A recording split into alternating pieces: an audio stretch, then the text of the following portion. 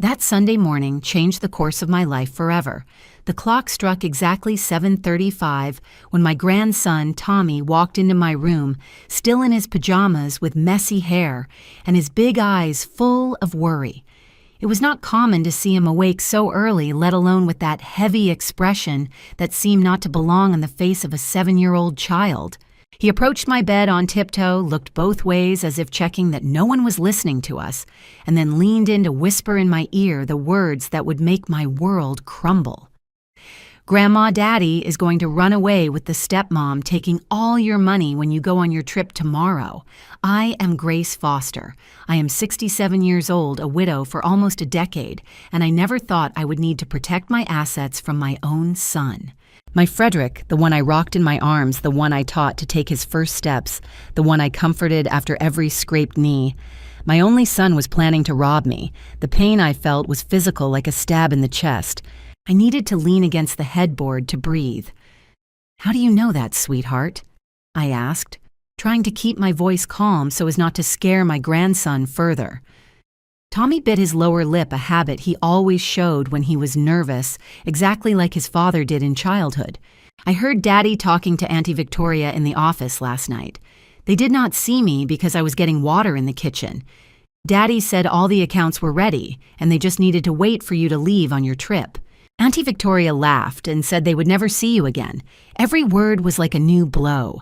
Victoria Sanders had entered our lives a little over a year ago, hired as a financial advisor to reorganize the family investments after the death of George, my husband. With her efficient and seemingly dedicated manner, she quickly won the trust of all of us. I myself invited her to Sunday lunches. I treated her almost like a daughter. How naive I was. I held Tommy's little hands between mine, now trembling. "Grandma is fine, my treasure. You did the right thing telling me. Now I need you to promise me to keep the secret. Do not tell anyone, not even your mom, about this conversation. Can you do that for Grandma?" He nodded solemnly, his little eyes still worried. I sent him back to his room, telling him I would call him soon for breakfast. As soon as the door closed, I collapsed in silent tears. I cried for exactly 5 minutes. I have learned in life that even pain must have its limited time when actions are required. I got up, washed my face, and looked at my reflection in the bathroom mirror. The white hair perfectly arranged in soft waves, the wrinkles around the eyes that I always considered marks of a life well lived. The pearl necklace I never took off, George's silver wedding anniversary gift. "You are a Foster," I whispered to myself. And Fosters do not let themselves be defeated. The plan for my trip had been meticulously organized for weeks. I would spend a month at the lake house in the outskirts of Vermont, a property I inherited from my family.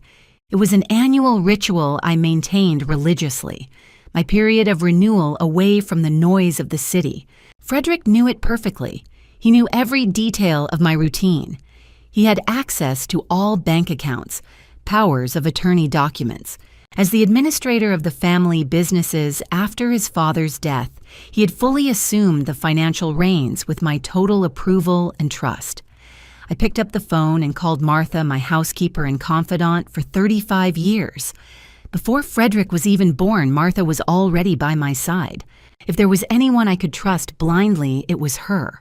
"Martha, I need you to come to my room right now. Use the service stairs and do not say anything to anyone."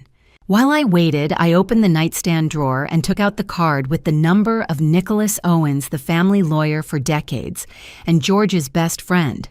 Nicholas was always my safe harbor in legal matters. More than that, he was the only one who knew the true extent of the Foster fortune, including investments and properties that even Frederick did not know existed. My late husband was always cautious. "Grace, never put all your eggs in one basket," he used to say. I mentally thanked his wisdom. Martha entered the room silently, her wrinkled face showing concern upon noticing my expression. "Ma'am, what happened?" I told her everything in great detail, watching her expression go from surprise to horror, and finally to indignation. I always suspected that woman, Mrs. Grace. The way she looked at things in the house, how she asked questions about your jewelry, and Mr. Frederick, so blindly in love, saw none of this. I need to be sure, Martha. I cannot accuse my own son without concrete proof. And what do you plan to do? Are you still going to travel tomorrow?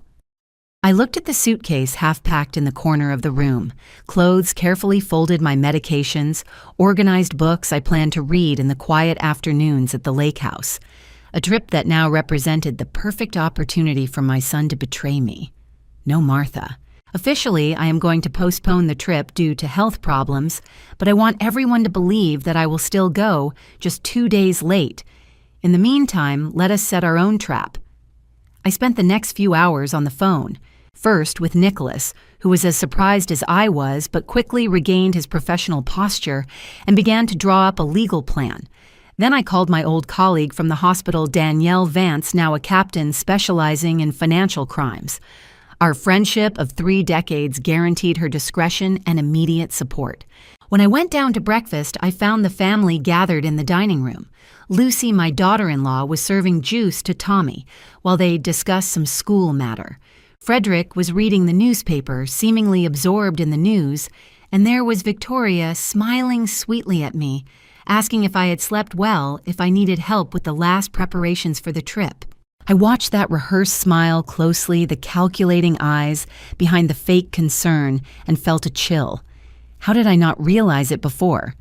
Actually, I replied, keeping my voice steady, I need to speak to you all. I received a call from the doctor last night, and my blood pressure is very unstable. He recommended postponing the trip for 2 days to adjust the medication.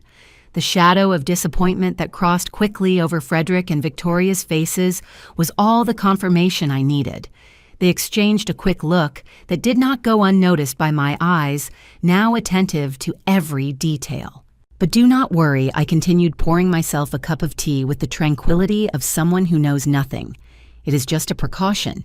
In 2 days, I will be on my way to Vermont, and you will have a whole month of peace without this old woman hovering around here. Frederick forced a laugh. What nonsense, Mom. We will miss you as always. I returned the smile, thinking about how that same smile inherited from his father now masked a betrayal I could never have imagined. While everyone returned to their trivial conversations, I began to formulate in my mind the details of what would be my own counterattack operation. Victoria and Frederick wanted my money. Well, I would give them a lesson on the true value of family and what it means to face a woman who has survived all the storms life has thrown at her. After finishing breakfast, I retired to my room with the excuse of needing rest. In reality, my mind was boiling with thoughts and theories. As I closed the door, I felt an almost physical pain thinking about the possibility that Frederick, my only son, was truly planning to betray me. Was it possible that the boy I raised with so much love could orchestrate something so cruel? I sat in the armchair near the window, the same one where I nursed him so many nights when he was a baby, and allowed the tears to come silently while planning my next move. The discreet sound of a knock on the door interrupted my thoughts. It was Martha with chamomile tea. "You need to keep your strength," she said, placing the tray on the nightstand. "Are you sure you want to go through with this? Maybe it is just a misunderstanding." I wiped my tears with the embroidered handkerchief I always carried in my pocket, a gift from my late husband on our first wedding anniversary. Tommy would not invent something like this, Martha. You know that child, he has a heart pure as spring water. If he said he heard it, it's because he heard. I took a sip of the tea and organized my thoughts. The first step was to gather concrete evidence. I could not act based solely on the account of a child, no matter how much I trusted my grandson. "I need Frederick's cell phone," I murmured. "More to myself than to Martha. Impossible, ma'am. He never leaves that device far from his eyes. And the computers. The laptop he uses to work at home. Always locked in the office when he is not using it. And now it has a password." I frowned. Since when did my son put a password on his work equipment in our own house? That was already suspicious behavior. I remembered that in recent weeks, Frederick had been having phone conversations, always in a low voice, ending them quickly when I approached. At the time, I attributed it to business stress, but now everything took on a new perspective. I picked up my phone and called Nicholas Owens. His secretary answered, but I insisted it was urgent. In less than a minute, I heard his deep and comforting voice. "Grace, I was just thinking about you. Is everything okay? Nicholas, I need you to verify some things for me with absolute discretion." I briefly explained the situation, listening to his occasional gasps of astonishment. "I want to know if there have been recent attempts to move funds in the main accounts, documents requested, anything unusual." "I will verify immediately. I have a meeting with the bank board at 2 in the afternoon. I will take the opportunity to sound out Stephen discreetly." Stephen Quinn, manager of the Pacific National Bank for over 15 years, was practically family. He knew every investment, every property of the Fosters, and more importantly, he was George's godson. If anyone tried to access our account suspiciously, he would certainly know. "Call me as soon as you know something," I asked, ending the call. I spent the whole morning on alert, watching every move of Frederick and Victoria around the house. Around noon, I noticed something interesting. They always checked if I was nearby before talking. Several times I caught complicit glances, discreet touches of hands, whispers interrupted upon my approach. To anyone paying attention, now the conspiracy was almost palpable in the air. Lucy, my daughter-in-law, seemed completely oblivious to everything, always dedicated to Tommy and the charity work she coordinated. She maintained that melancholic expression she had been dragging for years. I knew her marriage to Frederick was not the happiest. My son never knew how to truly value her. But was it possible that she was also involved? I watched her during lunch, her delicate gestures when serving the salad, the affectionate attention to Tommy, the polite cordiality with Victoria. No, I concluded. Lucy was not part of that. At 3 in the afternoon, I received the call I was anxiously waiting for. It was Nicholas, his normally calm voice now loaded with concern. "Grace, I need to see you personally. Can I stop by in an hour?" My heart raced. "Is it that serious?" "Unfortunately, yes. Prepare a strong tea." That hour of waiting seemed like an eternity. To hide my anxiety, I dedicated myself to organizing old photo albums in the living room, an activity that would justify my presence when the lawyer arrived. Martha, perceiving my nervousness, stayed close, inventing tasks that kept her in the same area. When the doorbell finally rang, I almost jumped from the armchair. Martha went to answer, returning accompanied by Nicholas, who seemed to have aged 5 years since our last visit just 2 weeks ago. "Grace." He greeted me with a kiss on the cheek, a formal gesture we maintained despite decades of friendship. "Let us go to the winter garden," I suggested, knowing that was one of the few places in the house where we could talk without the risk of being overheard. The thick glass walls and the constant ambient music of the fountains guaranteed privacy. Once settled among the ferns and orchids I was so proud of, Nicholas opened his briefcase and took out some documents. Stephen showed me something alarming. He began his voice almost a whisper, despite being alone. In the last 3 weeks, there were 4 attempts at significant transfers from your main accounts to an offshore account in the Cayman Islands. I felt the blood freeze in my veins. How is that possible? Transfers of that caliber require my express authorization. Exactly. And all were rejected because the signatures, although very well done, did not pass the bank's biometric verification. He slid a document across the glass table. It was a copy of a transfer authorization with what appeared to be my signature. To untrained eyes, it would be perfectly authentic. "My God," I murmured, bringing my hand to my mouth. That is not all. Nicholas continued passing me more papers. There were inquiries about all the family properties, market valuation requests, and even a probe into the possibility of a quick sale of the lake house. The lake house was my refuge, my sacred place full of childhood memories and precious moments with George. The idea that my son considered selling it without my knowledge was like a stab in the heart. Who made those inquiries? Officially, you, but in practice, Frederick, using a general power of attorney you signed 2 years ago. I remembered that document well. At the time, I had just recovered from pneumonia, and Frederick argued that it would be prudent for him to have powers to act on my behalf in case of emergency. I trusted fully. I signed without batting an eye. How naive I was. There is more, Nicholas said hesitantly. Stephen mentioned a woman who has accompanied Frederick on recent visits to the bank. A financial advisor, according to him, he introduced. Victoria Sanders. Exactly. He found her extremely interested in the details of accounts and investments, asking questions that went beyond the professional scope. Stephen is a discreet man, you know, but he commented that he felt something predatory in the way she absorbed the information. Predatory. The word resonated in my mind. Perfectly adequate for that woman who infiltrated our family like a snake.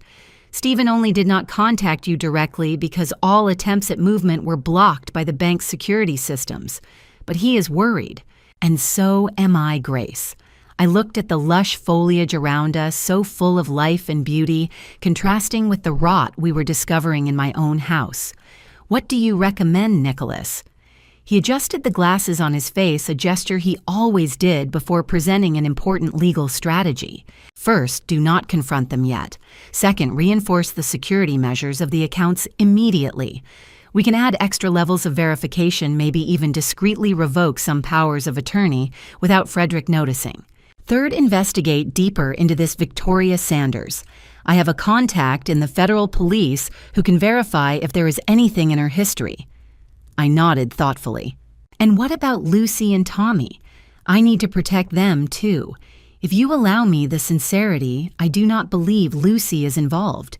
I have watched that girl for years, and I only see genuine dedication to you and the little one. I believe so, too, but I fear for her safety when everything comes to light. Nicholas covered my hand with his in a paternal gesture. One step at a time, Grace. For now, maintain the appearance of normality. Continue with the plan to postpone your trip and observe. We need to gather as much evidence as possible. After Nicholas left, I felt strangely calmer. Having confirmation of my suspicions was painful, but at least I was not crazy or paranoid. The danger was real, and now I could fight it. During dinner that night, I maintained a facade of tranquility, discussing trivialities and plans for my supposed trip. Frederick seemed particularly solicitous, offering to personally verify the preparations for the estate. Do not worry, Mom. I can call the foreman and ensure everything is in order for your arrival. Thank you, son, but I have already taken care of that. I replied with a smile that did not reach my eyes. Edward knows exactly how I like things. I saw a flash of frustration in his look, quickly masked with another offer of help. Every solicitous word now sounded like a lie in my ears. As I watched him interact with Victoria, the looks of complicity, the way their hands occasionally touched under the table, I wondered when had my son transformed into this stranger before me? What failure of mine in raising him led to this path of betrayal? After dinner, I retired early, claiming tiredness. In reality, I needed to continue my investigation. In the room, I called my friend, Danielle Vance. After years working together at St. Catherine's Hospital, where I was head nurse, we maintained a solid friendship even when she decided to change careers and join the police force. Danielle, I need your help, like never before. I began after the initial greetings. I explained the situation in detail, from Tommy's warning to the bank's discoveries. She listened in silence, interrupting only to ask precise questions.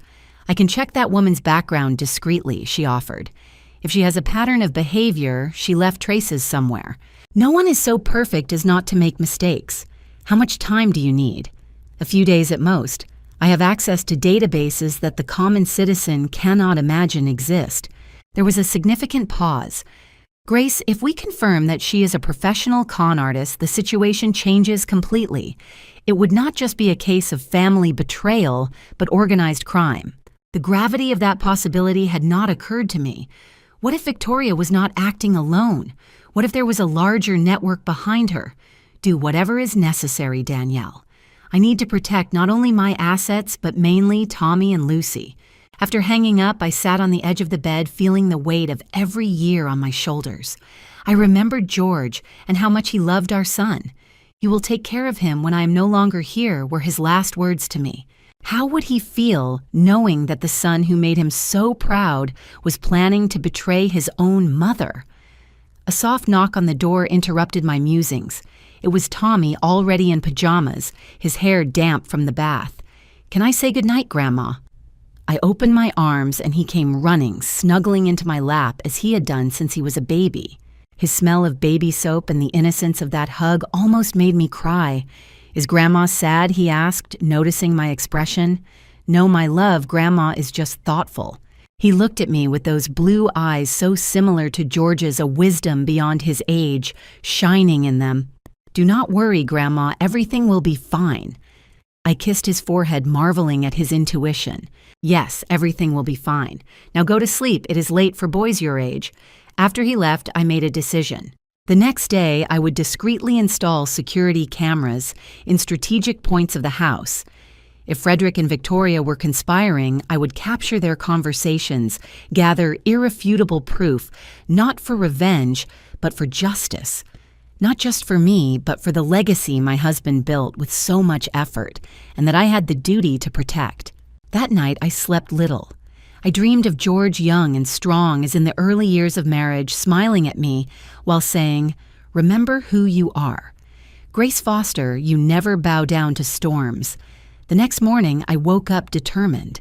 I called a trusted security company, and using the pretext of concern about burglaries in the neighborhood, I hired the installation of a new camera system strategically positioned to cover the office, the living room, and other places where Frederick and Victoria used to talk. The technician arrived discreetly presented to the family as a specialist in electrical maintenance. While supervising the work, I kept an eye on the activities of my son and his accomplice. They seemed restless with my constant presence, exchanging worried looks when they thought I was not watching. By the end of that day, I had not only a sophisticated monitoring system, but also something even more valuable, the growing certainty that I was on the right path. While watching the first recordings on my tablet, protected by the silence of my room, I prepared to face the next step of my investigation, confronting not only my son's betrayal, but also my own mistakes that allowed us to reach this point. The clock struck almost midnight when I received a message from Danielle. "I found something. We need to talk urgently tomorrow." Attached was a photo of a newspaper clipping showing a woman very similar to Victoria, but with another name next to an elderly man. The headline read, "Businessman loses fortune at the hands of con artist's secretary." The storm that was approaching was much bigger than I imagined, and the web of lies surrounding my family began to unravel under my fingers, trembling but determined. I woke up with the weight of that photo still in my mind. I could barely sleep after seeing the image Danielle had sent. The resemblance between that woman in the newspaper and Victoria was unmistakable. The same almond eyes, the calculating smile, only the hair different, darker and shorter in the photo. I got ready, quickly determined to meet Danielle as soon as possible. During breakfast, I announced that I needed to resolve some pending matters before the trip and would spend the day out. Frederick looked up from his cell phone, visibly interested. "Matters at the bank. Mom. No, son. I'm going to the hairdresser and then to lunch with old colleagues from the hospital." I lied with a naturalness that surprised me. "Old lady things, nothing that interests you young people." I saw the interest in his eyes diminish instantly. It was fascinating how he underestimated my capacity just because of age, a mistake many make with older people, and that would now play in my favor. "Martha will go with me, so do not worry about lunch." I left elegantly dressed, as I always did when leaving the house. Edward, the private driver I hired years ago after George insisted I should not drive alone in the chaotic streets of the city, was waiting for me at the door. He was a discreet and loyal man, another figure who had become almost part of the family. "Good morning, Mrs. Grace." "Where are we going?" "Financial Crimes Division, Edward. Do you know where it is?" He nodded without showing curiosity. One more point in favor of his discretion. During the ride, I received a call from Nicholas, informing me that he had gained access to more documents proving Frederick's attempts to transfer my assets. The worst part is that he forged your signature on 3 separate occasions, Grace. That constitutes a serious crime.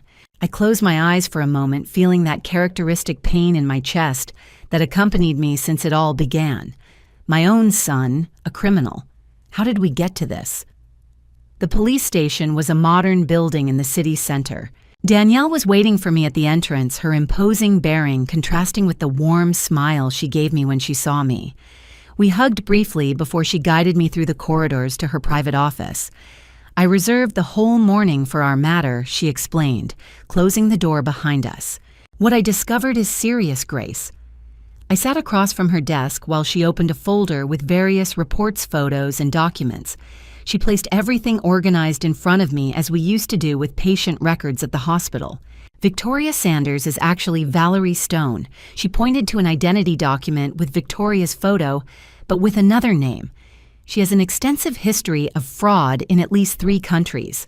Her modus operandi is always the same. She approaches rich people, preferably elderly or vulnerable heirs, gains their trust, and then disappears with a small fortune. I examined the newspaper clippings. There were at least 5 documented cases, although only 2 had resulted in formal investigations. The others were silenced by families who preferred to avoid public scandal. This is the most recent one. Danielle continued, showing the same photo she had sent me the night before. Albert Mendez, 82-years-old businessman in the textile sector in Santiago, Chile, lost approximately $3 million at the hands of Valerie, who worked as his executive secretary.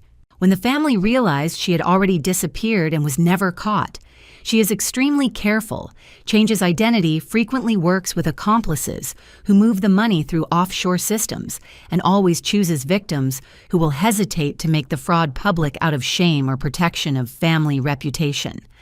I scanned the documents, every page confirming my worst fears. It was not just my son being manipulated by passion or momentary greed. We were facing a professional criminal. And what about Frederick? Is he an accomplice or a victim? Danielle hesitated, leaning back in the chair. That is what we need to find out. From experience with similar cases, these con artists generally seduce someone close to the main target, a son, nephew, even trusted employees. Sometimes these partners really believe they are in love and are manipulated. Other times, they are willing accomplices motivated by family resentments or greed. The idea that Frederick was consciously involved was devastating. I preferred to believe in that moment that he was being manipulated, blinded by some spell that woman had cast on him. How did she get to you? Danielle asked. I reflected for a moment, trying to reconstruct the events. She was recommended by a colleague of Frederick's to reorganize our investments after George's death. She presented herself as a specialist in family wealth management. Her documents, diplomas, everything seemed impeccable. Documents can be forged, references invented. Probably the colleague who recommended her is part of the criminal organization. Criminal organization. The word resonated in my mind like a funeral toll. We were not dealing just with a solitary con artist, but possibly a structured organization. What can we do, Danielle? She leaned forward, resting her elbows on the table, her expression now completely professional. We have 2 options. Open a formal investigation right now, which would mean statements, court orders, and eventual publicity, or set up a discreet operation to catch them in the act, protecting your assets and the family reputation to the maximum. I did not hesitate. The second option, without a doubt. I suspected you would choose that. She smiled. We will need your full collaboration. You will have to act normally, maybe even give the impression that you are facilitating their access to the money. You want me to be the bait, I concluded. In a way, yes, but extremely well-protected bait. We spent the next hours working out a detailed strategy. Danielle explained that we would need more concrete evidence of criminal intent, recorded conversations, documented transfer attempts, proofs of forgery. The material we already had was substantial, but did not guarantee an incontestable conviction, especially if Frederick claimed he was just reorganizing the family businesses with my implied consent. When I left the station, I carried with me not only the folder with all the evidence, but also additional small recording devices that Danielle provided, more discreet and sophisticated than the cameras I had installed. Place them in places where they talk most frequently, she instructed me. And remember, act naturally. If they suspect, the whole plan could collapse. I returned home in the early afternoon carrying shopping bags as an alibi for my day out. Martha, who had accompanied me to the station and then really gone to do some shopping to keep up appearances, helped me carry the bags inside. Any sign of them? I asked discreetly while we went up the stairs. Mr. Frederick left early, said he had meetings. Miss Victoria stayed at home until noon checking the computer in the library. Then she went out for lunch and has not returned yet. And Lucy and Tommy. Mrs. Lucy took the boy to swimming class and then they would go visit her mother. Perfect. The house was empty, giving me the ideal opportunity to install the new devices.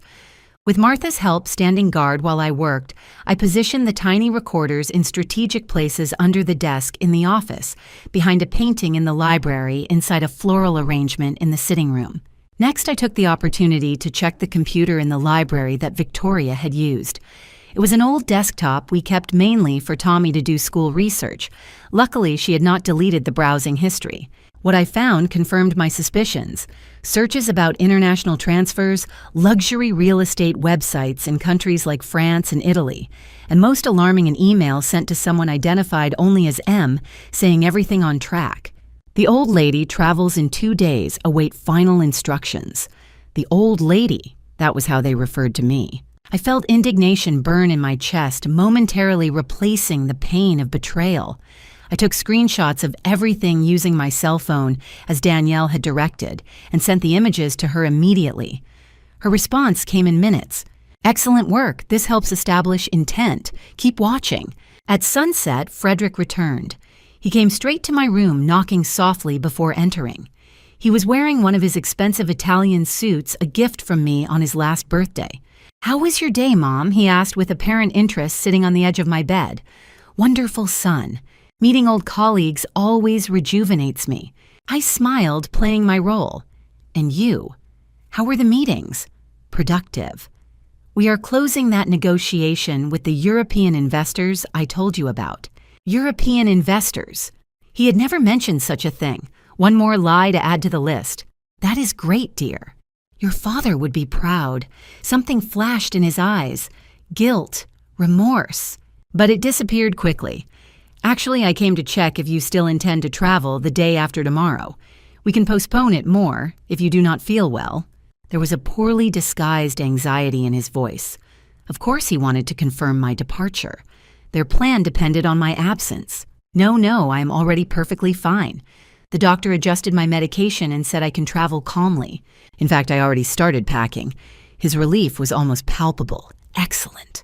Let me help you with any preparation you need." "Thank you, son. Just one thing. I was thinking of leaving you a broader power of attorney during my absence.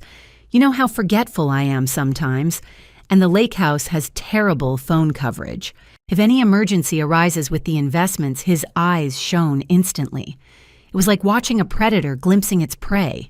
Of course, Mom. A very sensible decision. I can arrange the document for you to sign tomorrow. That would be great. Ask Nicholas to prepare everything." His enthusiasm diminished visibly at the mention of the lawyer. "No need to bother him. Our legal department can take care of that. I insist, dear. Nicholas has handled these matters since your father was alive. He knows exactly how to draft these documents." Frederick forced a smile. "As you wish, Mom. I will call him tomorrow." After he left, I took a deep breath to calm my racing heart. It was agonizing to maintain this facade, pretending everything was fine while he lied to me blatantly, but I needed to continue. For the sake of the investigation, I reviewed the camera footage on the tablet, watching as Victoria had returned, and immediately sought out Frederick. They talked briefly in the kitchen, where she seemed agitated, gesturing emphatically. The audio was not perfect, but I managed to catch fragments. "We cannot wait any longer. Transfer to the Caymans first then. Lawyers suspect something." I sent these recordings to Danielle, too, who responded quickly. "They are accelerating the plan. We need to act soon." That night during dinner, I maintained my performance of a carefree old woman, commenting animatedly about my plans for the stay at the lake house, the readings I would do, the walks I planned. Victoria, now that I knew who she really was, seemed so transparent in her manipulations, the forced smiles, the questions about my itineraries. the subtle suggestions for me to rest completely without worrying about financial matters. Lucy, in contrast, seemed genuinely saddened by my imminent departure. "I will miss you, Mrs. Grace," she said with that soft voice that always reminded me of a shy girl despite her 39 years. "Tommy, too. The house is different without you." I covered her hand with mine. "I will miss you too, dear." But a month flies by. If she knew what was about to happen, I had a moment of doubt. Should I alert her? Prepare her in some way? But Danielle had been emphatic. The fewer people knew about the plan, the better. Surprise was our main ally. After dinner, Frederick announced he would go out to resolve some matters. Victoria almost immediately said she also needed to go out to meet a friend. The coincidence was so obvious, I almost laughed. Instead, I wished them good night and retired to my room. 20 minutes later, I received a message from Edward, whom I had instructed to follow them discreetly. Both in the same car, heading south, stopped at the Grandview Hotel. The Grandview Hotel, one of the most luxurious in the city, known for its discretion with guests who preferred privacy, probably discussing the final details of the fraud. I called Danielle and reported the day's events. She listened attentively before saying, "The time has come to set the final trap. Tomorrow. Proceed as we planned. Make the announcement of the special farewell dinner. Everything has to look perfectly normal. And if they try something before we will be ready. I have a team ready to intervene at any moment. But ideally, we want to catch them in the act with irrefutable evidence." After hanging up, I stood watching the stars through my bedroom window. It was a clear night, rare in the sky, usually polluted of the city. I remembered how George and I used to sit in the garden on nights like this, dreaming of the future, planning the life we would build together. We never imagined that our only son, the greatest joy of our lives, would one day turn against everything we represented. "What would you do, my love?" I whispered to the stars as if George could hear me from somewhere. How did we get to this point? There was no answer, only the comforting silence of the night. But inside me, I knew what I needed to do. It was not just about money or properties. It was about justice, about protecting the legacy we built with so much love and work. It was about teaching a painful but necessary lesson. The next morning, I announced during breakfast that I would like to have a special farewell dinner at the Grandview restaurant, one of the most elegant in the city, with a privileged view of the skyline. "I want to gather you all before leaving," I explained. "Including Frederick, please invite Nicholas. I have some documents I would like to sign in his presence." My son exchanged a quick look with Victoria, a flash of triumph they tried to disguise. They thought their plan was working perfectly. What they did not know is that they were walking directly into a meticulously prepared trap, and that farewell dinner would really be a farewell not from me to my family, but from them to their freedom and to the life of lies they had built at the cost of my trust and love. When they left to handle matters, I sat with Lucy on the back terrace where we used to drink tea while watching Tommy play in the garden. There was something I needed to do before the plan went ahead. "Lucy, dear, can I ask you a personal question?" She seemed surprised, but nodded gently. "Of course, Mrs. Grace. Are you happy? In your marriage, I mean." Her eyes lowered, fixing on the teacup. The prolonged silence was answer enough. "You do not need to answer, child. I always observe more than you imagine." A solitary tear rolled down her face, which she quickly wiped away. "I try for Tommy. He deserves a complete family." I took her hands between mine. "And you deserve to be happy, my dear. Remember that in the coming days. Whatever happens, know that you and Tommy will always have a home with me." She looked at me confused, but I made no further comments. Instead, I changed the subject, asking about Tommy's swimming lessons. I could not reveal more, but I felt I needed to prepare her, even if subtly, for the storm that was coming. In the afternoon, I received a visit from Nicholas, who brought the special documents we had prepared. Not the broad power of attorney Frederick expected, but a series of additional legal protections for my assets, and more importantly, a new will that would guarantee Tommy and Lucy would be protected regardless of what happened to Frederick. Everything is ready for tomorrow, confirmed Nicholas. Stephen will be at the bank at night as we agreed. Danielle will position her team strategically. When they try to access the accounts, they will be caught red-handed, I completed. He adjusted his glasses, a nervous gesture he rarely showed. Grace, are you still sure about this? It is your son. We could resolve everything discreetly without involving the police. I looked long out the window, watching the clouds forming on the horizon. A storm approaching both literally and figuratively. If it were just for money, Nicholas, I could forgive, but it is for betrayal, lies, manipulation. It is for a woman who specializes in destroying families. I cannot allow this to continue.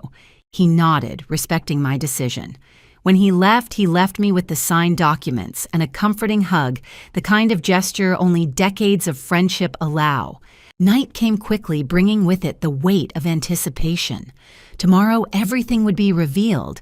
Tomorrow, we would face the truth, however painful it was. I went to Tommy's room to say goodnight, as I always did when I was home. He was sitting on his bed, leafing through an adventure book, his little face concentrated on the story. Time to sleep, little one, I announced from the door. He smiled when he saw me, that innocent smile that always melted my heart. Grandma, are you really going on a trip? Yes, treasure. But before that, we will have a special dinner tomorrow. Remember? He nodded, but there was a shadow of worry in his look. Can I tell you a secret, Grandma? I sat next to him on the bed. Of course you can. All secrets are safe with me. Yesterday, I heard Daddy talking on the phone. He said they were going to disappear with Grandma's money. His eyes filled with tears. What does that mean, Grandma? Why does Daddy want to disappear with your money? I hugged him tightly, feeling his small body tremble against mine. Even in the midst of the pain of betrayal, there was a final confirmation through the innocence of a child that we were on the right path. Do not worry about that, my love. Grandma will take care of everything. Just remember that whatever happens, Grandma will always be here for you and for your mother. He fell asleep in my arms while I watched over his sleep, thinking about the world he would face after the next day's events. A world where his father would be exposed as a traitor, where the family he knew would be irretrievably altered. I will protect you, I promised silently, whatever the cost. The crucial day dawned with a surprisingly clear sky over the city. I woke up before dawn, my mind reviewing every detail of the plan while watching the light filter gradually through the curtains. In the hours before the big dinner, the mansion bustled with a tense normality. Frederick and Victoria came and went, making mysterious calls, exchanging whispers when they thought no one was watching. By mid-morning, I received a visit from Danielle. Under the pretext of returning some borrowed books, she handed me the last recording devices and confirmed the final strategy. Tonight, we will have undercover agents in the restaurant, she explained in a low voice, while we pretended to examine an old photo album in the library. 2 waiters and a couple at a nearby table. Stephen will be alert at the bank with his security team. If everything goes according to plan, we will catch them when they try to make the transfer with the falsified documents. And if they suspect something, Frederick knows my routines, my expressions well. He might notice something does not fit. Danielle looked at me with confidence. Grace, you were a head nurse for decades. You handled emergencies, difficult patients, life or death situations. You can handle this performance for a few hours.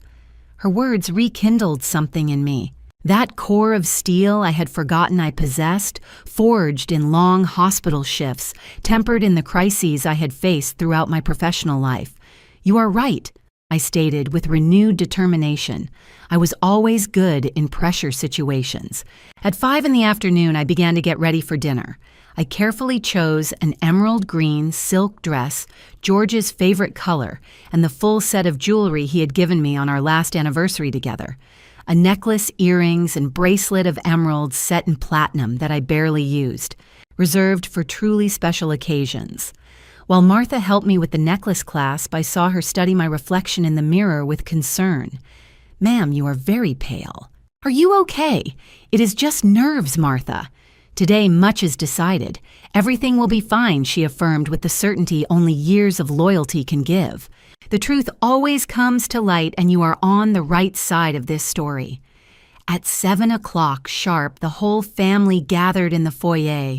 Frederick elegant in his dark suit, Victoria stunning in a daring red dress, Lucy discreetly beautiful in pale blue, and little Tommy, adorable with his formal outfit that made him look like a miniature man. "You all look magnificent," I commented, descending the stairs with studied calm. "This night will be unforgettable, I am sure." We headed to the Grandview restaurant in 2 cars. Frederick insisted on driving his with Victoria, while I would follow with Lucy, Tommy, and Edward.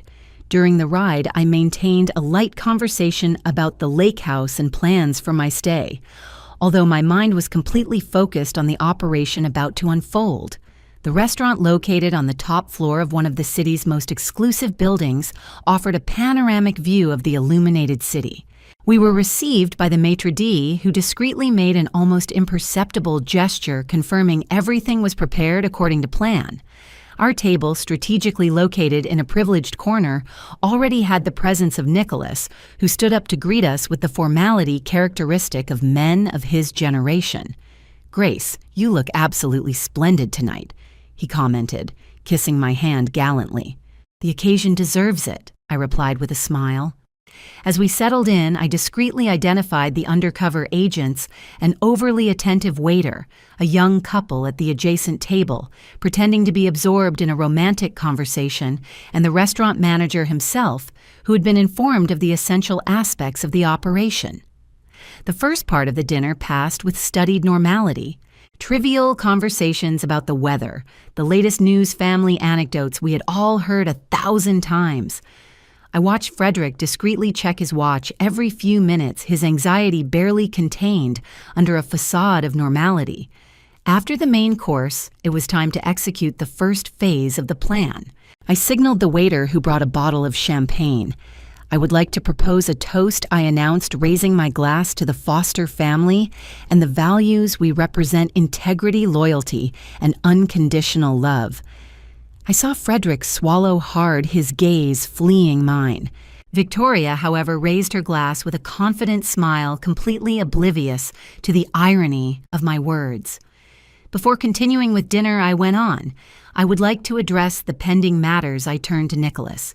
"Did you bring the documents we discussed?" He nodded solemnly, opening his briefcase. "Everything as requested, Grace." It was at that moment I executed the rehearsed move. I brought my hand to my chest, letting out a small groan of pain. Everyone at the table started. "Mom, what is wrong?" Frederick asked, genuinely alarmed. "No, it is nothing," I replied with a weak voice, closing my eyes momentarily. "Just a twinge. It is passing." "Do you need a doctor?" Ma'am asked Lucy, already half standing. "No, dear, it is just—" Another groan, this time more pronounced. Maybe it is better to go to the hospital just to check." My heart history. Panic settled at the table. Exactly as planned, Lucy immediately offered to accompany me along with Tommy. Nicholas also offered to go. No, I intervened, following the script. "I do not want to ruin everyone's night. Nicholas, please stay and explain the documents to Frederick." "Son, can you sign for me as agreed? I have full confidence in you." I saw the glint of opportunity in his eyes, poorly disguised by forced concern. "Are you sure, Mom? Can I go with you?" "It is not necessary. Lucy and Edward will accompany me. You and Victoria finish the business with Nicholas, and then you can meet us at the hospital." I got up with feigned difficulty, leaning on Lucy. Tommy seemed genuinely scared, his little eyes watery. "Grandma will be fine, my angel," I assured him, caressing his little face. "It is just a precaution." As we walked away from the table, I cast one last look back. I saw Frederick lean immediately toward Nicholas, eager to see the documents, while Victoria sneakily typed something on her cell phone under the table. The trap was sprung. Now it was just a matter of time. In the car, as soon as we were far enough from the restaurant, I straightened up, normally surprising Lucy. "Mrs. Grace, are you okay?" "Perfectly fine, dear. Do not worry. There was something I needed to tell you away from them." During the ride, I briefly explained the situation. Not all details, just enough for her to understand the gravity of what was happening. I saw the shock, disbelief, and finally pain on her face as she understood her husband's betrayal. "I suspected an affair," she confessed with a broken voice. "But this is much worse than I imagined. I'm so sorry, Lucy, more than I can express." She wiped a tear, taking a deep breath to compose herself in front of Tommy, who watched the scene with attentive eyes. "What happens now?" she asked in a low voice. "Now we go to the Pacific National Bank, not the hospital. It is there that Frederick and Victoria will head as soon as they realize the true nature of the documents, and it is there they will be confronted." Edward, following my precise instructions, drove us skillfully through the night traffic. At the bank, Stephen awaited us at the service entrance, accompanied by Danielle and two discreetly positioned officers. They just called informed Stephen. They are on their way, extremely agitated. Apparently, they realized the documents were limitations, not broad powers. Danielle approached serious in her dark suit. "Are you ready, Grace? We can still stop everything." I looked at Lucy, who held Tommy close to her chest protectively, and then at the imposing building of the bank, symbol of the financial stability my husband and I built with so much effort over decades. "Am I ready?" I replied firmly. "Some lessons need to be learned the hard way." We entered the bank, where everything was prepared for the final confrontation. The cameras were activated, the officers positioned strategically, and the trap completely set, only awaited its victims to take the final step toward their own ruin. The clock struck exactly 9:47 when we heard the sound of tires screeching at the bank entrance. Frederick had arrived running directly toward his own fall. The sounds of hurried footsteps echoed on the marble floor of the empty lobby. I remained motionless in the gloom of the main meeting room, where only a few strategic lights were on. Beside me, Danielle maintained a firm posture, while Lucy held Tommy against her chest, sitting on a sofa in the less illuminated corner. Nicholas had arrived a few minutes earlier, bringing with him the folder with all original documents, those Frederick had tried to forge in recent months. Stephen was the first to advance toward the door, assuming his role of unsuspecting manager answering an urgent call from an important client. I watched through the crack of the ajar door as my son entered the bank like a hurricane face, contorted in an expression I had never seen before, a mixture of anger, greed, and desperation that made him almost unrecognizable to me. "Where is my mother?" he demanded, his voice echoing in the empty space. Victoria followed closely, her flashy red dress contrasting with the seriousness of the environment, high heels hitting the floor like a drum announcing an imminent execution. Her eyes scanned the place, calculatingly, as if evaluating escape routes. Mr. Foster replied, Stephen with studied calm, "Your mother is not here. I believe she went to the hospital as reported. Do not lie to me." Frederick yelled. "She organized all this. Those documents at the restaurant were a sham." He shook the crumpled papers in his hand. "I want access to the offshore accounts now." Now I decided to enter the scene. I gently pushed the door and advanced into the light, my emerald green dress glowing under the spotlights, strategically positioned. The impact of my presence was immediate. Frederick froze as if he had seen a ghost, and Victoria instinctively took a step back. "Were you looking for me, son?" I asked, my voice surprisingly firm. "Mom." He seemed genuinely confused for an instant before understanding began to form in his eyes. "What does this mean?" "The heart attack was as fake as your concern for me in recent months." I completed, advancing slowly toward him, "as fake as the loyalty you swore to this family." Final understanding took over his face. His eyes narrowed, abandoning any pretense of innocence. "You knew." "Yes, Frederick, I knew everything." I made a sweeping gesture with my hand. "The forgeries, the transfer attempts, the escape plans to Europe, the true identity of your accomplice." Hearing this, Victoria, or rather Valerie, was visibly alarmed. Her calculating gaze now frantically evaluated the environment, clearly planning an exit. "Do not bother, Miss Stone," said Danielle, emerging from the shadows and showing her badge. "The exits are blocked, and we have officers positioned at all strategic points." Stone. What is she talking about? Frederick turned to his lover, confusion stamped on his face. I saw the exact moment Victoria's mask fell completely. Her look toward Frederick went from accomplice to something cold and calculating. "That does not matter now," said Valerie dryly, taking a small electronic device from her purse. "What matters is we need access to those accounts immediately." "It will not work," intervened Stephen, resuming his role as bank manager. "All accesses have been temporarily blocked due to suspicion of fraud. We have a strict protocol for these situations." Panic began to settle on her face. It was then that Danielle signaled, and 2 officers emerged from their posts, approaching the couple slowly. Frederick Foster and Valerie Stone announced Danielle formally, "You are under arrest for attempted fraud, forgery of documents, and formation of a criminal gang for swindling." "This is ridiculous. You say what?" Frederick protested, his face now red with fury. "It is a misunderstanding. Mom, tell them I am your son." Those words, "I am your son," hit me like a dagger. Yes, he was my son, that same baby I rocked in my arms, the boy I taught to walk, the young man I saw graduate with honors. How had we reached this point? I felt my resolve waver momentarily, a deep pain taking over me. It was in that instant that Lucy, who until then had remained in the shadows with Tommy, stepped forward. Her face showed a determination I had rarely seen in her. "Yes, you are her son," she said with a clear voice that reverberated through the hall, "and my husband, Tommy's father. And yet you were willing to destroy all that." Frederick seemed finally to notice the presence of his wife and son. The color left his face when his eyes met Tommy's, who watched him with an expression of confusion and fear that tore my grandmother's heart. "Tommy." His voice was almost a whisper. I did not. But any explanation he tried to give was interrupted by Valerie, who suddenly pushed one of the officers and tried to run toward the exit. She was stopped quickly, screaming accusations against Frederick. It was his idea. He sought me out. He planned everything. I am just a financial consultant. He seduced me to participate in the scheme.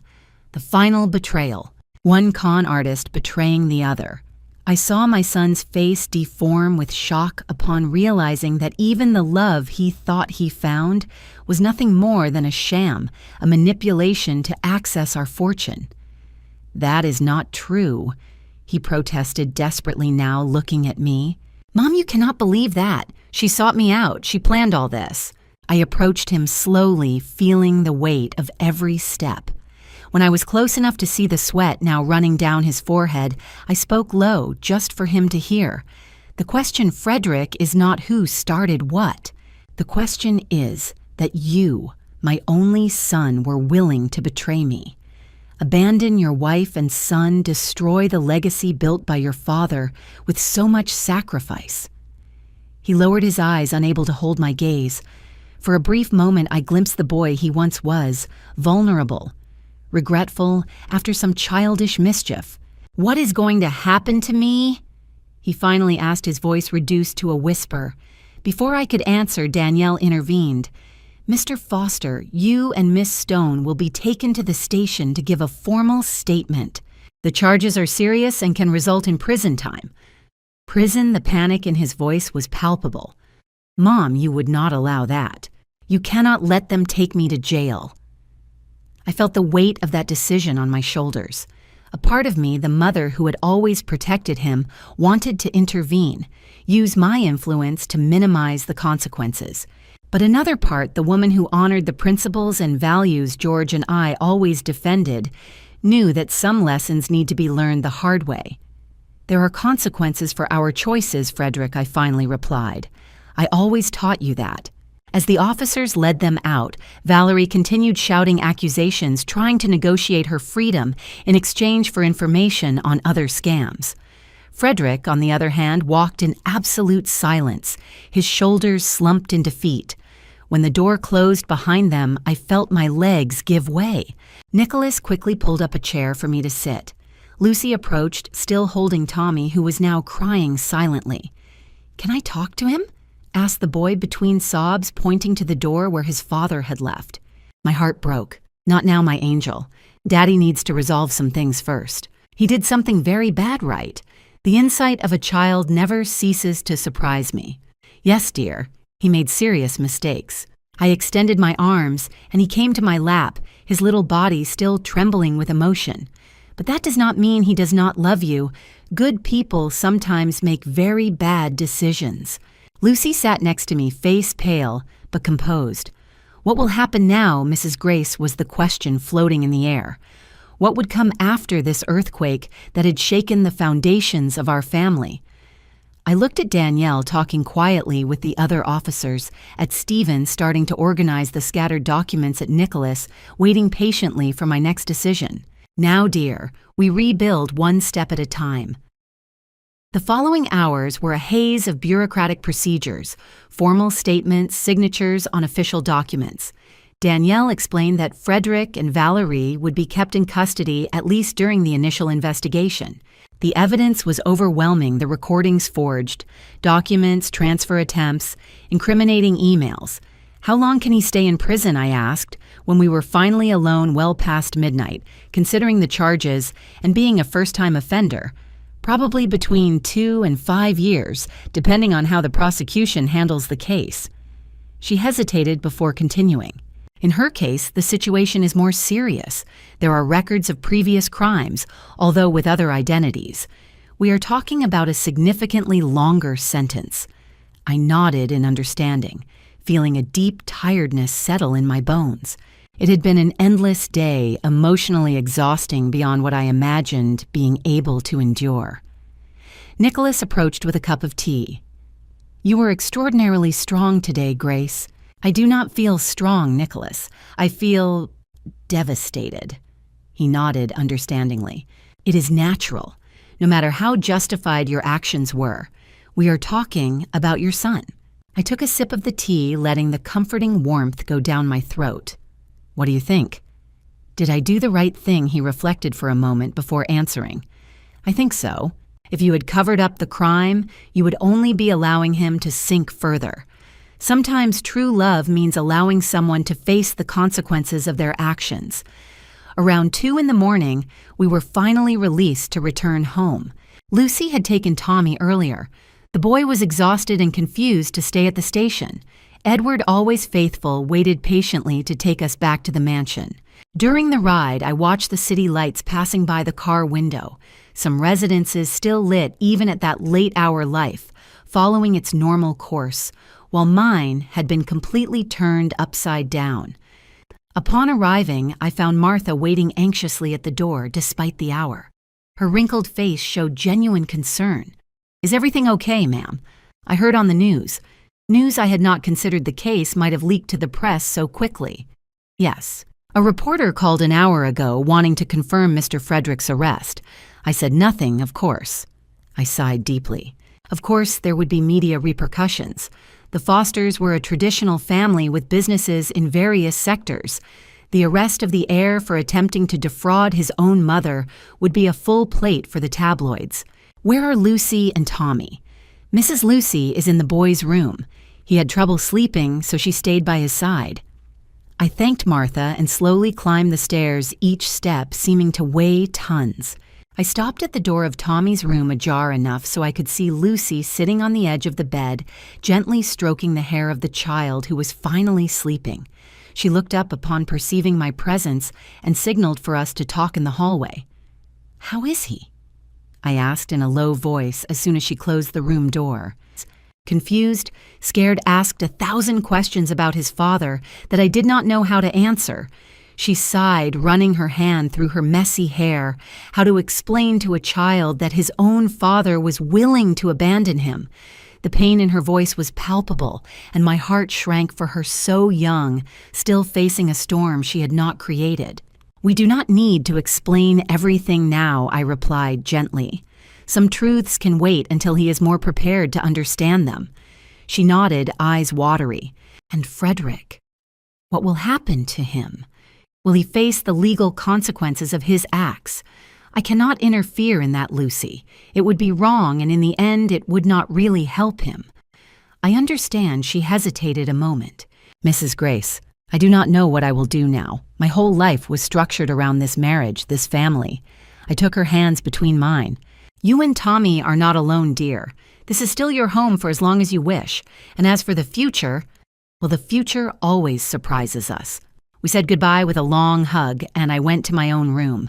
Upon opening the door, I was greeted by the familiar gloom of the environment where I passed so many nights next to George, where we created plans and dreams, where we shared joys and sorrows. I changed the formal dress for a comfortable nightgown and sat in the armchair next to the window, the same one where I used to nurse baby Frederick Rock. His sleep tell him stories. The silence of the early morning was almost oppressive, allowing my thoughts to reverberate with painful clarity. I took the picture frame from the side table, an old photo of when Frederick was about 5 years old, sitting on George's lap, both smiling openly at the camera. Where did we go wrong? At what moment did that smiling boy transform into the man willing to betray his own family? Maybe there were no simple answers. Maybe life was too complex to be reduced to specific moments of right or wrong. I returned the photo to its place and looked at the stars through the window. The same stars I watched the night before when I was still trying to decide the course to follow. What awaited me now?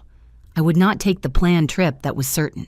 I could not abandon Lucy and Tommy in this critical moment, and there were still legal aspects to resolve, family businesses to manage, the press to deal with. But beyond practical questions was the emotional journey that was just beginning. The grief for a relationship that had shattered the guilt that would inevitably assault me in moments of weakness, the uncertainty about how to rebuild from the rubble. I closed my eyes, allowing a single tear to roll down my cheek. It was not a tear only of sadness, but also of relief, the relief of someone who has finally confronted a painful truth, however devastating it was. "We did the right thing, George." I murmured to the silence of the room as if my husband could hear me from somewhere distant. It was not easy, but it was the right thing. The wall clock struck 3:15 in the morning when I finally lay down. Sleep came surprisingly fast, the body demanding rest after the emotional exhaustion of the day. My last conscious thought was the image of Tommy sleeping innocently while the adult world around him crumbled and rebuilt. Tomorrow would be a new day, a day to start rebuilding, to protect what really mattered, to honor the values for which I lived all my life. A day to be strong, not only for me, but for Tommy and Lucy, the true innocent victims of this family tragedy. And as for Frederick, maybe time in prison would give him the opportunity for reflection he would never have found in Europe, spending stolen money next to a woman who never truly loved him. Maybe someday we could also rebuild that relationship, not in the same way, but something new forged in the flames of this painful experience. 6 months later, when the leaves began to fall in the gardens of the Foster mansion, I received news that would change the course of our family history again. I was reviewing some documents in the office that once belonged to George and that I had now transformed into my operations center to run the family businesses when Nicholas entered with an expression I could not decipher. "Grace, I found something while organizing George's old files," he said, placing a yellowish folder on the desk that I had never seen. "I think you should see it. What I discovered in those papers left me breathless. They were documents of regular transfers to an account in another state, made by my late husband for over 20 years. Attached were photographs and letters revealing an unthinkable truth. George had kept a second family in secret with 3 children, who now lived in precarious conditions after his death. How? Why did I not know about this before I murmured, my hands trembling, holding the evidence of a parallel life my husband had hidden so meticulously? "George was extremely careful," explained Nicholas softly. "But the most surprising thing is this." He handed me a letter dated 2 years ago addressed to Frederick. The letter revealed that my son had discovered the truth about this second family shortly after his father's death. George had entrusted Frederick with the existence of his half-siblings, asking him to watch over them if something happened to him. But instead of speaking to me openly, Frederick had tried to handle the situation on his own, discreetly channeling funds to them. When he met Valerie or Victoria and she discovered this secret, she saw an opportunity. She convinced him that the only way to do justice was to take full control of the family assets. What started as a clumsy attempt to help his half-siblings turned under Valerie's manipulative influence into a criminal plan to appropriate the entire fortune. This revelation hit me like a tsunami. Not only had I been betrayed by my son, but also by my husband for decades. And yet Frederick, in his distorted way, had initially tried to keep a promise to his father before falling into the trap of greed and manipulation. The next day, I visited Frederick in prison. It was a tense encounter, but necessary. I showed him the documents confirming I knew the whole truth. "Why didn't you come to me directly?" I asked him, the pain evident in my voice. "Why did you choose the path of betrayal instead of the truth?" "I was afraid of destroying you," replied the broken voice. "Dad was your idol, the love of your life. Discovering he had deceived you for decades, I didn't want to be the one to shatter that image. And then when I met Victoria, she made me see everything differently. She convinced me we deserved more, that those other children deserved their share. At first I just wanted to help them, but everything got twisted. It did not justify his actions, but at least now I understood the origin of it all. The betrayal had deeper and more complex roots than I ever imagined. In the following months, I made a decision that surprised everyone, even myself. I contacted George's other family, invited them to the city, and met them in person. I saw in those 3 young people the same eyes of my husband, the same gestures I loved so much. Despite the pain, I recognized they were innocent victims in this story. I modified my will to include them, established a fund for their education, and offered them a place in the family businesses if they wished. Not out of obligation, but because I understood that George's mistakes should not condemn these people to a life of lack and resentment. Frederick from prison watched my actions with a mixture of astonishment and regret. "You have more strength and generosity than I will ever have," he wrote me in a letter. As for Tommy, my sweet grandson demonstrated a capacity for acceptance only children possess. When he met his uncles and cousins whom he never knew he had, he welcomed them with curiosity and openness, oblivious to the complicated adult emotions surrounding that meeting. Today, 2 years after that whisper from Tommy that changed our lives, I look back and reflect on the extraordinary journey our family reconstruction has been. That Sunday morning, when my 7-year-old grandson entered my room to reveal his father's plans, I never imagined the emotional earthquake that was coming, nor the surprising revelations that would forever change our understanding of what it means to be family. Frederick's betrayal taught me that even those we love most can disappoint us deeply. Discovering that my only son, together with his lover Valerie Stone, who called herself Victoria Sanders, planned to rob me while I was traveling to my lake house was a devastating blow. The meticulous investigation I conducted with the help of Martha, my faithful housekeeper Nicholas, the family lawyer Danielle, my detective friend, and Edward, my loyal driver, revealed an even more sinister plot than I could have imagined. The moment of confrontation at the Pacific National Bank will be etched in my memory forever. Seeing Frederick and Valerie being arrested, watching the mask of falsehood fall from both their faces, hearing my grandson's tears, asking if he could speak to his father, moments of pure pain that paradoxically were also the beginning of our healing. But the most extraordinary thing was discovering 6 months later the hidden truth behind the betrayal. My late husband, George, had kept a second family in secret for decades. Frederick had discovered this truth, and in a poorly executed attempt to help his half-siblings, fell under Valerie's manipulative influence, transforming an act of distorted family loyalty into a crime.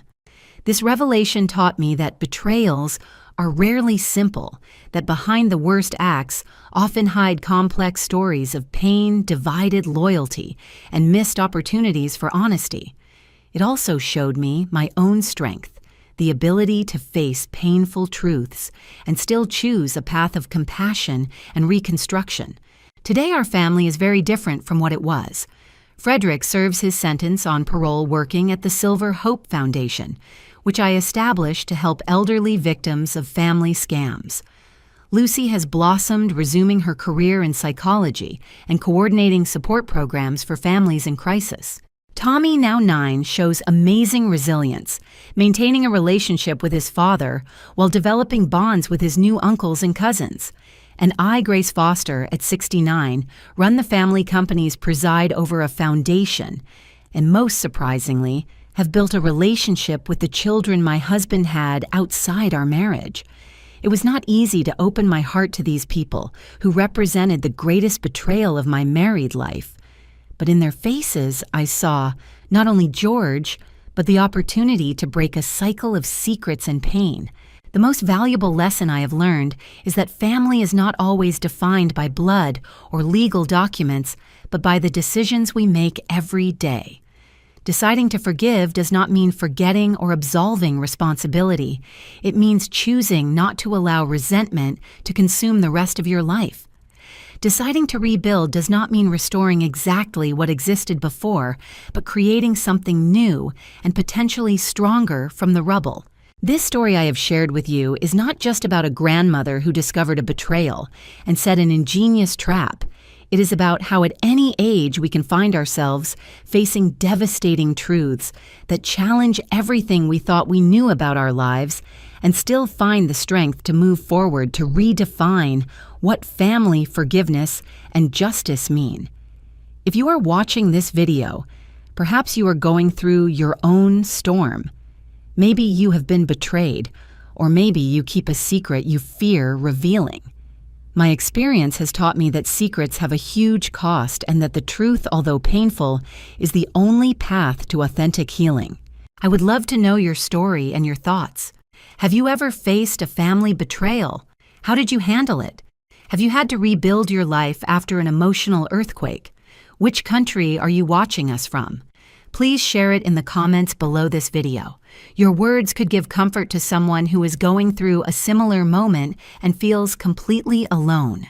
If this story has moved you or made you reflect, I ask you to subscribe to the channel Elderly Stories. Every day we share real stories of people who, like me, have faced decisive moments in their lives and found ways to overcome them. Stories that can inspire you, accompany you, or simply remind you that you are not alone in your struggles.